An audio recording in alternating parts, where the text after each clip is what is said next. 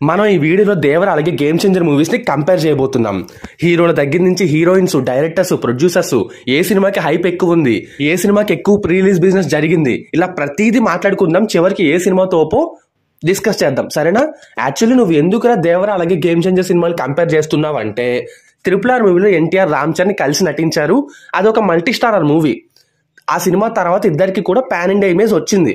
ఆ తర్వాత వాళ్ళు చేసిన సినిమాలే దేవర, గేమ్ చేంజర్. ఇప్పుడు ఈ రెండు సినిమాలతో వాళ్ళు ఖచ్చితంగా ప్రూవ్ చేసుకోవాలి. అటు నార్త్ లోనైనా ఇటు మన తెలుగు స్టేట్స్ లోనైనా ఎవరికి ఎక్కువ క్యాపబిలిటీ ఉంది, ఎవరు తోపు హీరో అనేది ఖచ్చితంగా ఈ రెండు సినిమాలతో తేలిపోతుంది. సో అందుకని నేనైతే ఈ వీడియోలో ఈ రెండు సినిమాల్ని, ఇద్దరు హీరోస్ ని కంపేర్ చేస్తున్నా. మీరు మళ్ళీ అనుకోవచ్చు, ఇది రామ్ చరణ్ తక్కువ చేసి మాట్లాడతాడు, గేమ్ చేంజర్ రొట్ట సినిమా అంటాడు.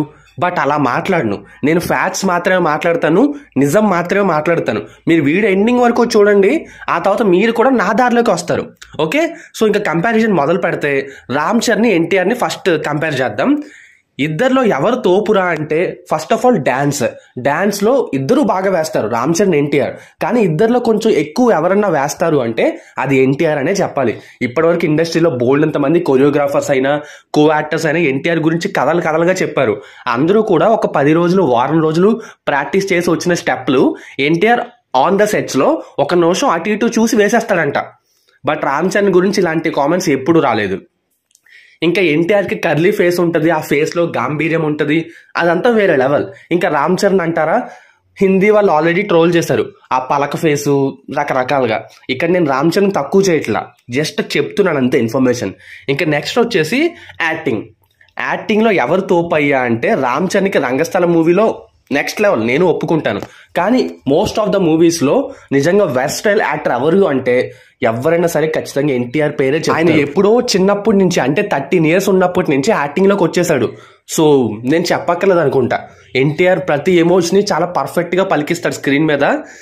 సో మీకు అర్థమైంది కదా ఎవరు తోపు హీరో. నేను ఇంకా చెప్పను. కానీ నెక్స్ట్ ఫ్యాన్ ఫాలోయింగ్ ఎవరికి ఎక్కువ ఉందయ్యా అంటే ఖచ్చితంగా mega power star Ram Charan కనే చెప్పాలి.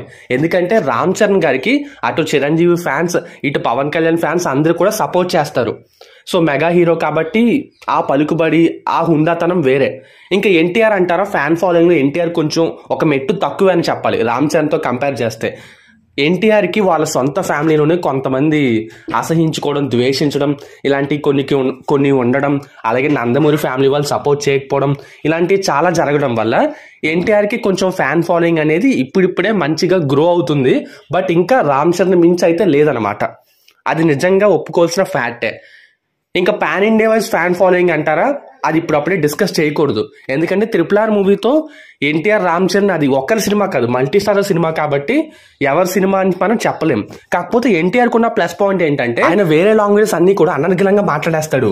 ఒకసారి విన్నారంటే పట్టేస్తాడు చాలా ఈజీగా. అంతెందుకు, RRR మూవీ టీం వాళ్ళు జపాన్ ఎక్కడికో వెళ్ళారు ప్రమోషన్స్ కోసం. అక్కడ జపనీస్ నేర్చుకుని మరి ఒక 5 minutes స్పీచ్ ఇచ్చాడు. రామ్ చరణ్ ఏం ఇవ్వలేదు అనుకోండి, బట్ ఎన్టీఆర్, మీకు అర్థమవుతుంది కదా.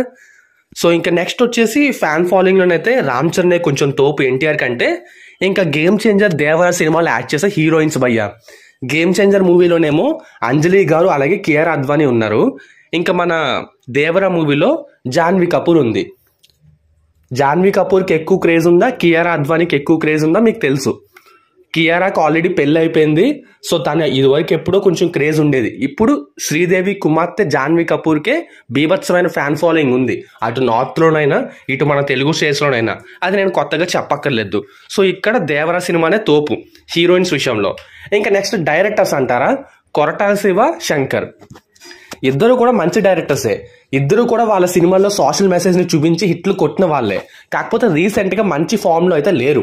కొరటాల శివ ఆచార్య తోటి, శంకర్ ఏమో ఐ సినిమా అలాగే ఇండియన్ 2 సినిమాలతో దెబ్బతిని ఉన్నారు.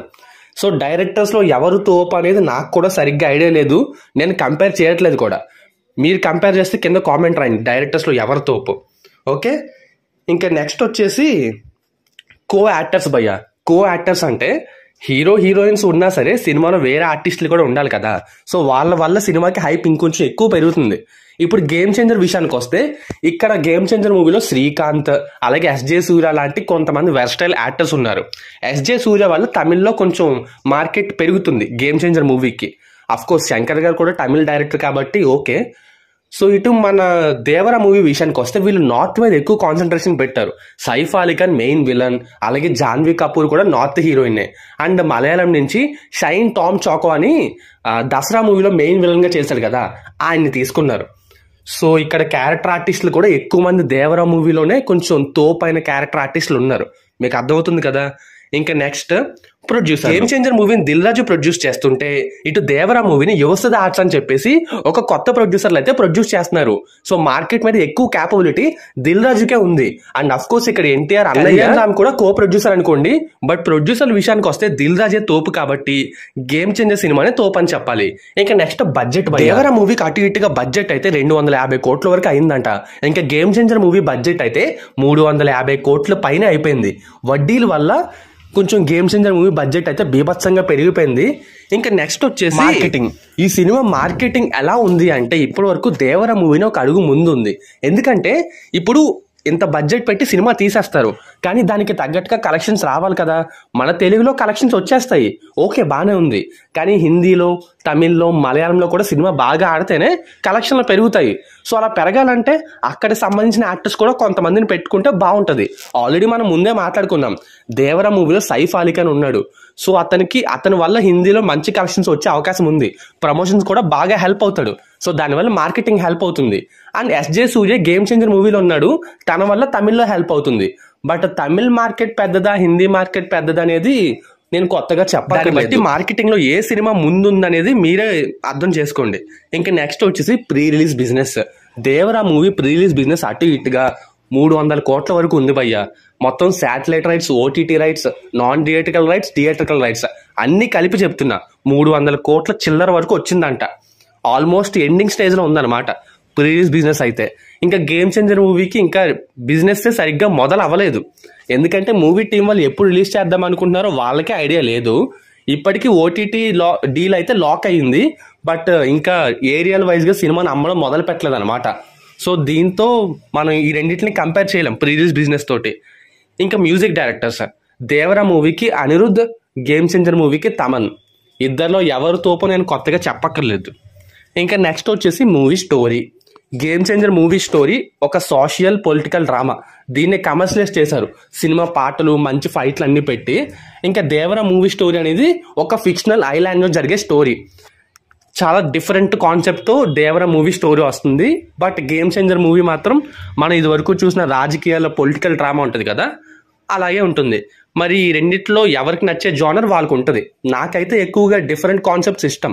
సో నాకు దేవరా మూవీ కొంచెం స్పెషల్. పొలిటికల్ కాన్సెప్ట్స్ అనేది ఇది వరకు చాలా సినిమాలు చూసాం కాబట్టి నాకు గేమ్ చేంజర్ అంత స్పెషల్ అనిపించదు. మీకేది నచ్చదో కింద కామెంట్ రాయండి. ఇంకా నెక్స్ట్ వచ్చేసి మూవీ అప్డేట్స్ భయ్యా. ఇది మాట్లాడుకోవాలి. Almost Devara cinema, game changer movies ఒకే టైంలో మొదలయ్యాయి. కొంచెం లేట్గా దేవరా మూవీనే మొదలైంది, బట్ గేమ్ చేంజర్ మూవీ ఎప్పుడో మొదలైపోయింది. కానీ ఇప్పటి వరకు ఒక 6 పోస్టర్స్, ఒక సాంగ్ వచ్చింది. సారీ, నిన్న ఒక పోస్టర్ వచ్చింది కదా, ఒక 7 పోస్టర్స్, ఒకే ఒక సాంగ్ రిలీజ్ అయింది. బట్ దేవరా మూవీ నుంచి ఎంత కంటెంట్ బయటకు వచ్చిందో, ఆ కంటెంట్ ఎంత వైరల్ అయ్యిందో, 100 million views, 50 million views, Chuttamalle song, నేను చెప్పక్కర్లేదు. గేమ్ చేంజర్ మూవీ నుంచి వచ్చిన ఒకే ఒక్క సాంగ్ వైరల్ అయ్యిందా? మీ గుండె మీద చేసుకుని చెప్పండి, మీకే అర్థమవుతుంది. సో ఇంకా నెక్స్ట్ వచ్చేసి release strategy. Actually Devara movie వాళ్ళు సెప్టెంబర్ 27th రిలీజ్ చేసుకున్నారు సినిమాని. సెప్టెంబర్ 27th సినిమా రిలీజ్ అయితే ఆ తర్వాత జస్ట్ ఒక 4 to 5 daysకే అక్టోబర్ 2 హాలిడే, గాంధీ జయంతి. దాని ముందు వీకెండ్ ఉంది. అక్టోబర్ 2 తర్వాత నుంచి వరుసగా 10 రోజులు దసరా హాలిడేస్. పిల్లలందరికీ సెలవులే సెలవులు. అందరూ కూడా దసరా ఫెస్టివల్ని ఎంజాయ్ చేస్తూ దేవరా మూవీని థియేటర్లో చూస్తారు. హిట్ టాక్ వచ్చిందనుకో ఏకంగా 10-15 రోజులు సెలవులు కాబట్టి సినిమాకి పండగే పండగ, కలెక్షన్ల వర్షం కురుస్తుంది. ఇంకా గేమ్ చేంజర్ మూవీని December 20th రిలీజ్ అంటున్నారు, బట్ నిన్న పోస్టర్లో కన్ఫర్మ్ చేయలేదు. సో December 20th వస్తుందో రాదో డౌటే. అసలు ఎప్పుడు రిలీజ్ అవుతుందో మూవీ టీం వాళ్ళకే తెలియదు. శంకర్ గారు పర్మిషన్ ఇవ్వాలంట దిల్ రాజుకి, అప్పుడు అనౌన్స్ చేస్తారట రిలీజ్ డేట్. సరే పోనీ కాసేపు December 20th వద్దది అనుకున్నాం. December 20th వచ్చిందనుకో, December 25th హాలిడే ఉంటుంది అండ్ ఒక వీకెండ్ కలిసి వస్తుంది. ఆ తర్వాత న్యూ ఇయర్ రోజున కొంచెం సినిమా పైకి లెగచ్చు. ఆ తర్వాత అందరూ కూడా సంక్రాంతి సినిమాలు హడావిడిలోకి వెళ్ళిపోతారు. గేమ్ చేంజర్ మూవీని పెద్ద పట్టించుకోరు. రీసెంట్గా వచ్చిన సలార్ మూవీ కూడా దానివల్లే కొంచెం కలెక్షన్స్ ఎఫెక్ట్ అయ్యాయి, అది మీకు తెలుసు. సో రిలీజ్ డేట్ ఏ సినిమాకి బాగుందనేది నేను కొత్తగా చెప్పక్కర్లేదు. ఇంకా నెక్స్ట్ హైప్ భయ్య. ఏ సినిమా మీద ఎక్కువ హైప్ ఉందనేది మీకు కూడా తెలుసు. యాక్చువల్లీ గేమ్ చేంజర్ మూవీ మీద మంచి హైపే ఉండేది. కాకపోతే సినిమా మొదలయ్యి ఆల్మోస్ట్ 3.5 years 4 years అయిపోవడంతో అందరూ కూడా సినిమాని మర్చిపోయి హైప్ అంతా పడిపోయింది. కానీ దేవరా మూవీ అలా కాదు. ఇప్పుడిప్పుడే హైప్ ని బాగా పెంచుకుంటూ ఈ నెల 10వ తారీఖున ముంబైలో జరగబోతుంది కదా ట్రైలర్ ఈవెంట్. దాంతో హైప్ ని పీక్స్ లోకి తీసుకెళ్లబోతున్నారు. ఈ సినిమా మీద ఎంత హైప్ ఉందనేది USA బుకింగ్స్ చూస్తే మీకే అర్థమైపోతుంది. సో ఇప్పుడు ఆల్మోస్ట్ మనం ఒక 12 to 15 ఆస్పెక్ట్స్ లో 2 సినిమాల్ని కంపేర్ చేసాం. సో దేవరా మూవీ కంప్లీట్ గా గేమ్ చేంజర్ మూవీని అయితే డామినేట్ చేస్తుంది. మీకు అర్థమయ్యే ఉంటుంది. సో దీన్ని బట్టి ఏది తోపు సినిమా అనేది మీరు కింద కామెంట్స్ రాయండి. సో అది విషయమై ఉంటాను. ఇక బాయ్.